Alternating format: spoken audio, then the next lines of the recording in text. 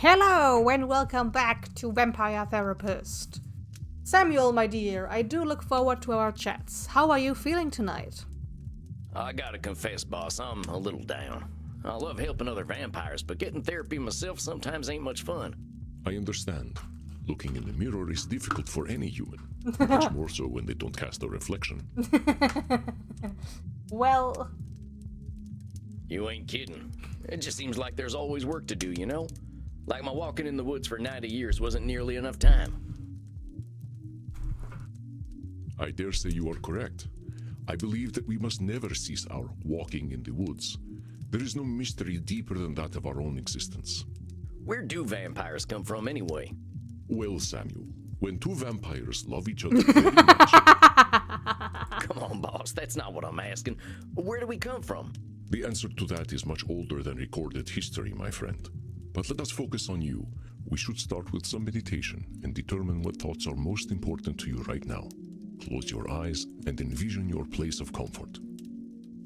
I ain't good at being a therapist. Is my hat weird? Ich bin Sam. Ich bin ein cool man. Election looks real bad back home. Dr. Drain thinks I'm brain damaged. Why'd my mama have to marry that asshole? When's the sunrise? The Senora hates my guts. Sure wish you were still here, Jeb. Actors need help, that's for dang sure. Wish I had more book smarts. Bet he scares the heck out of me. You're an idiot, Sam, hurting all them folk. Why'd I join up with a gang in the first place?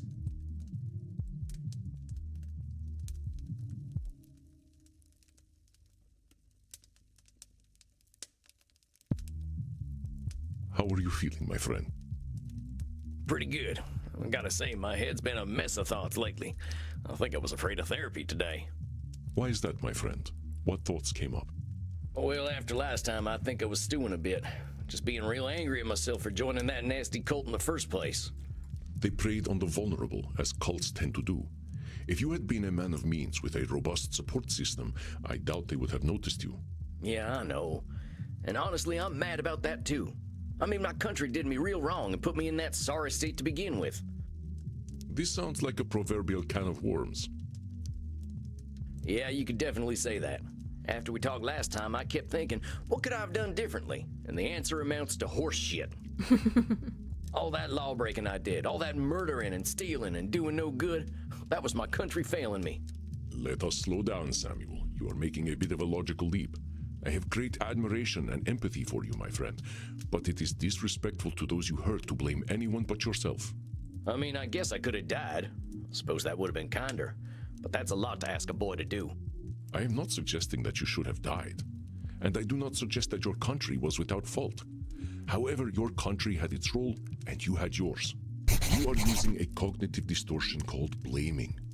When we engage in blaming, we ignore or wipe away our own faults, attributing them to someone or something else. Our faults are precious, Samuel. We cannot be ourselves without them. Do not wipe them away. I mean, I just wish things hadn't been the way they were. If my country had taken a better trail, maybe I would have turned out different. Differently. I am sorry to interrupt, but Senora Deste might correct you less gently. Now then, perhaps it would help to put blaming into perspective. It is always humbling to see ourselves in the mirrors of our minds, is it not? Let's try some examples. See if you can tell when I am blaming. I turned into a bat the other day and flew right into a tree. Who put that tree there? Blaming someone else, or the tree, for you being clumsy, that ain't gonna do anyone much good. I smacked into my fair share of trees back when I was a youngster, but that was definitely my fault. Of course, there is no shame in being a novice flyer as a young vampire, but we can be insecure creatures. That's our humanity at work. I was unable to perform in bed with Crimson the other night. It must have been her fault. Dang, that is some blaming. Takes two to tango, boss. Maybe there's some bad blood brewing between you two, and I wish I hadn't heard about it. Do not worry, my friend. Crimson and I bring each other great satisfaction. Very good. All right, I get it. I didn't want to hear that either. I said nothing lurid, Samuel. Why are you so distressed? Well, singing great satisfaction. It's like hearing your parents talking about their sex lives. Not that you're. Forget I said anything. All right, Samuel, let us move on. The interface on this widely used new vampire dating app is so modern. How do they expect anyone to use this cursed thing? We are trying to identify only the blaming distortion, Samuel. Then Please why concentrate. then why it's there? The interface on this widely used new vampire dating app is so modern. How do they expect anyone to use this cursed thing? Come on now, boss. Not every app out there is designed too good, but we can't expect machines to run themselves. Well, that's some blaming right there. You are correct, Samuel. It was only hypothetical, of course. I do endeavor to keep up with the times. By the way, thank you again for teaching me Control-V and Control-C the other night. What a delightful trick. Oh yeah, way faster than going through the edit menu all the time. You youngsters always find the latest tricks. Let's keep going, though. Did you see the football game the other night? My preferred team played with great skill and should have won. The referee was clearly an agent of the Dark Lord. And now hold on, Andy. I think I saw the game you're talking about, and you're just blaming the ref for your team's mistakes. You got a great tight end, but one that plays a little dirty. Excuse me? I didn't mean it like that. Oh, heck, I can't talk right today. It's quite all right. Isn't getting dirty the point of play? It is the fault of the cursed sun that we must live in darkness. Well, the sun can't help being the sun, so don't go blaming it. The way I see it, we got our place. That ain't nobody's fault. Well done, Samuel. Perhaps the sun is even more brilliant in our memories, and seeing the real thing would spoil it. Well, that's one way of thinking about it.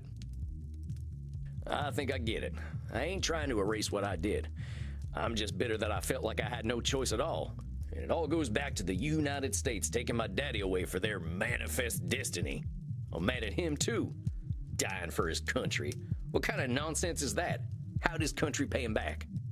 By making my poor ma marry a drunk who beat the daylights out of her and his kids? Ain't no damn wonder I turned out the way I did. That must have been devastating, Samuel. Countries are not human. They cannot feel. And stories such as yours prove it. I mean, what the hell, Andy? My daddy's corpse didn't give a shit about no United States of America. It's kind of funny when you think about it. He died fighting the British so the U.S. could say they own Missouri. Who the fuck cares? I'm telling you, Andy, the best thing about being dead is realizing how little that nationalism crap matters. Yes. Desire for identity can create monsters worse than we. What happened after your father died? Well, we didn't have nothing. The money was running out, so my ma got married to a hard man who drank even harder.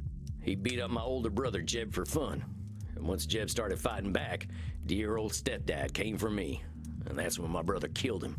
It sounds like a tragedy from my own country's mythology. I am sorry that such a thing happened to you, Samuel. Your brother was brave. No kidding. We went on the run together, but he was the one who kept us alive and fed, mostly through stealing and begging. Once we stopped being cute, begging didn't work anymore, so we moved up to robbing and killing. Killed my first man at 12, and then it got a little too easy. That is young. I cannot imagine how difficult that must have been, Samuel. My country asked me to kill at 20, and I still remember how devastating it felt. Yeah, well, nobody told me to do it. Like you said, that was all me. I don't think anyone was surprised either. When my brother and I rode into a town, you should have seen the way people looked at us. They knew we were trouble, and we were determined as hell to prove them right. A moment, Samuel. I believe this is an opportunity for some growth. It's them distortions again, huh? To err is human, as they say. Do not be discouraged. There is something in what you just said that you cannot be sure of. Can you tell me what it is? I guess there ain't no way of knowing that people thought we were trouble. That's right, Samuel. There is one way of knowing exactly what they were thinking, and that would be to read their minds. Thus is the cognitive distortion called mind reading. Yes, we can weigh evidence and make predictions, but never with complete certainty. I was a dirty little thieving murderer. I don't blame him for judging me. First, that's labeling. Second, One of those people might have been patient and gentle, one that had an experience like yours. You cannot know. With your mind reading, do you see how you made everyone your enemy? Yeah. You're right. You're damn right. No one expects a child to be perfectly aware of themselves and the world, Samuel. Remember, start with compassion for yourself.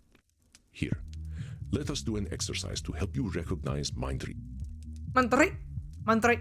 Jesus Christ would have disliked the idea of anal intercourse. I know that's mind reading right there. Unless you asked Jesus Christ himself and he told you, there's no way you'd know how he feels about butt sex. Butt sex. Very good, Samuel. Many in my time have claimed to know the mind of Jesus Christ, and none of them have ever even met him. You were there when he was kicking around. You ever meet him? No, that part of the world was never really vampire-friendly. The chair you're sitting in is one of his, though. Magnificent, isn't it? Jesus Christ made this chair? I bought it cheaply before he became a big deal. He was certainly ahead of his time as a carpenter. Dang. Now I feel awkward sitting in this thing. It's more than 2,000 years old, Samuel. It is still just a chair, and has experienced millennia of past wind. Don't worry about it. Crimson is upset with me because I forgot to take out the garbage. I know, because she told me so. I sent my friend Vlad an internet message, and he left it on red. He must hate me. That's some mind reading for sure. There's no way you know what Vlad's thinking. Maybe he wasn't ready to answer, or maybe he forgot. Excellent, Samuel. That's correct. There are endless reasons why Vlad would leave my messages on red, and only Vlad knows them. Reading too much into an internet message is a massive waste of time. The Pony Express was a lot healthier, I think. This internet stuff makes people get real nutty. Mortals are in more of a rush than we are, I'm afraid. Let us continue. One of the patrons of my club was having dirty thoughts about me. I know because I read his mind with my vampiric powers. Wait just a sec. That's definitely mind reading. You read the fella's mind, so you knew what he was thinking. Aha! That was a trick example, Samuel. It is not a cognitive distortion if I know the contents of his mind for sure. However, while it is not a distortion, it is rude to read another's thoughts, so I choose not to do so. It is better for all if private thoughts remain so. You didn't actually read his mind then? No, but at my age, the signals are obvious.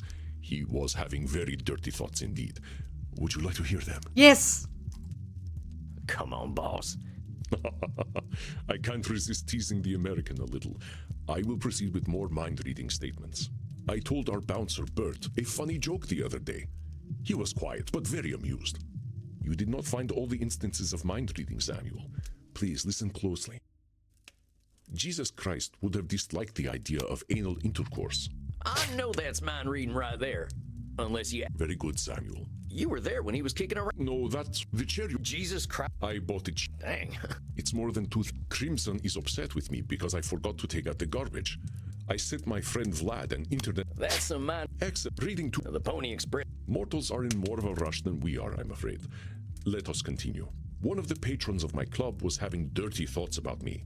I know because I read his mind with my vampiric powers. I told our bouncer, Bert, a funny joke the other day. He was quiet, but very amused. How the heck would you know if Bert was amused by your jokes? That's clearly mind reading. You are correct, Samuel. No one knows what Bert is thinking. I like to think he dreams of butterflies. But who can say? I don't think he's thinking of butterflies. Then you are mind-reading, Samuel. Let Bert be Bert. Bert. That everybody's out about the bird. Bird, bird, bird, bird, bird, bird. Yeah, I guess so. I believe you now understand that mind-reading may have closed the door on some opportunities for you. I suppose. I can't really know either way, but I guess that's the point of all this. Knowing what's real and what's not. Exactly, Samuel. So tell me, what happened to you and your brother? You don't know already. I thought we were famous Wild West outlaws. They called us the Handsome Boys, on account of the fact that we were young and good-looking.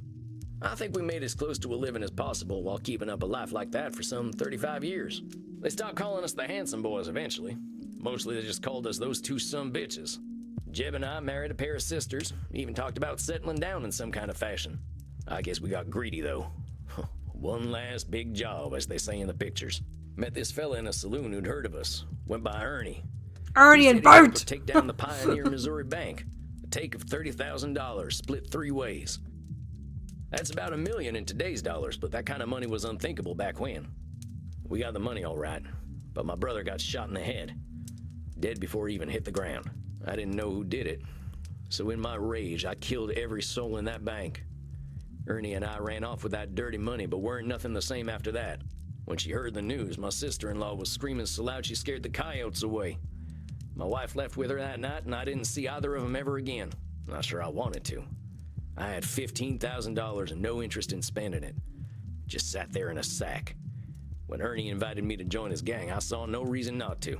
I'm pretty sure I signed that devil's contract as soon as I started killing them folks in the bank. I am sorry, Samuel. That is a truly horrifying story. I can hear the pain in your voice.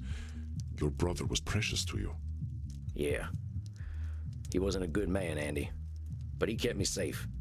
Without him, I knew I'd be doomed. I was certain I had no choice but to join the Mystic Bastards.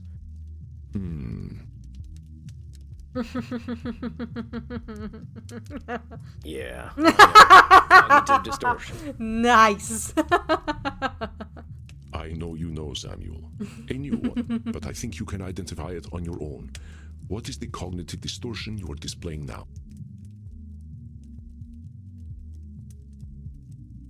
I was so sure I was right to join the Mystic Bastards. Ain't nobody could have convinced me otherwise. Indeed, Samuel. This cognitive distortion is known as being always right. And when you are always right, your choices are limited, even if they lead to doom. We become so convinced that only we have the appropriate perspective, even in a world of infinite possibilities. One would expect immortals to be immune to this distortion after seeing their beliefs challenged over generations. But we are just as susceptible to being always right. Let's try some examples so you can identify when I am always right. I have the experience of ages. My authority cannot be questioned. Okay, Boomer.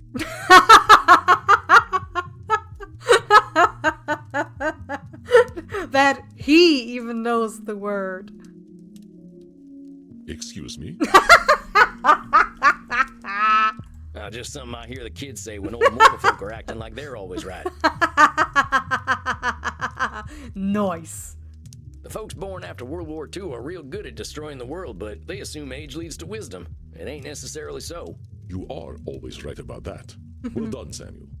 With my multi-generational economic expertise, I am confident that market conditions will result in mass layoffs in the next quarter. I know that turning another into a vampire inevitably results in resentment. That sounds like you're always right. I know a lot of us vampires ain't too happy with our lot in life, but we ain't always resentful. That is correct, Samuel. Of course, we must be careful when choosing whom we turn and when. Choosing to live forever is not a choice casually made. It ain't usually a choice at all. But we will endeavor to break that cycle, my friend. We have enough clients already without having more resentful immortals running around. Let us continue. I know for a fact that vampires become misanthropic as they age. I do not need your perspective. And now hold on, you ain't always right. You thinking we're gonna turn into misanthropes is limiting you from making new vampires, but that's just your thinking. Very good, my dear Samuel. Caution is warranted when bringing a new soul into the dark, but I must consider perspectives other than my own. I have not had much good fortune with my children of darkness, but I am indeed not the only judge of character. You got kids, Andy? I had many dark children before I recognized the gravity inherent in doing so. I only wish more of my brethren could learn what a responsibility it is to begin the unlife of another. I know the internet is a passing fad. I have seen technology come and go, so I can trust my own expertise. I think you're doing a little always right there, Andy. A lot of folks had unwavering confidence that the fax machine was going to stick around forever, but they weren't right neither. Truly? I still use my fax machine. It is the preferred mode of communication among vampires here in Germany. Okay. Heck, I guess that just proves no one is always right about technology. I think I get it, boss. If I had found folks to listen to other than myself, maybe I wouldn't have joined up with Ernie's gang. Perhaps, perhaps not. You had plenty of reasons for making the choices you made. Reflecting on them is what helps us to grow. Yeah, I'm a lucky fella all in all. I did some stuff with those vampires that I was pretty sure erased any humanity I had left, but I was wrong. Them transcendentalists I hold up with were ready to help me no matter how nasty I was. And I know I've done a lot of thinking on my own, but I owe them everything. I've done a lot of thinking on my own, but I owe them everything. Is that so, Samuel? Can you point out your own distortion there?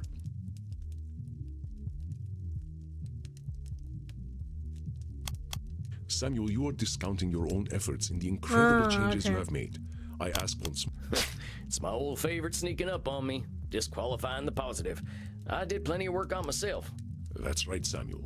And why were the Transcendentalists able to help you? We just went over it tonight.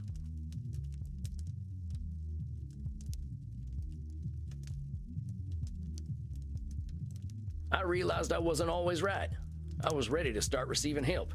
Excellent, Samuel. Yeah. Your capacity for self-reflection, and so quickly, is truly inspiring. I almost feel as though my blood is circulating on its own. Oh, come on, Andy. I'm just a fella. No. Stop. Stop it up. Don't disqualify it. No. You have earned a reprieve from disqualifying the positive, my friend. Embrace it.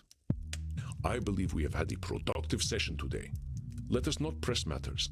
This is difficult work, and you are handling it wonderfully. How do you feel? You know, I feel okay. Somehow it's better than feeling good. What happened is what happened. Some bad stuff happened to me, and I did some bad stuff. And none of it lasts forever. That's the nice thing about having all the time in the world. Your trials have made you wise indeed, my dear Samuel. Now rest, my friend. You shall soon share your wisdom with your clients. I wish you a good night. A good day. Yeah, I believe it's early coffin time for me tonight. Have a good night, Andy. You as well, Samuel. Rest in peace. I think it's nice that he always ends the sessions with rest in peace.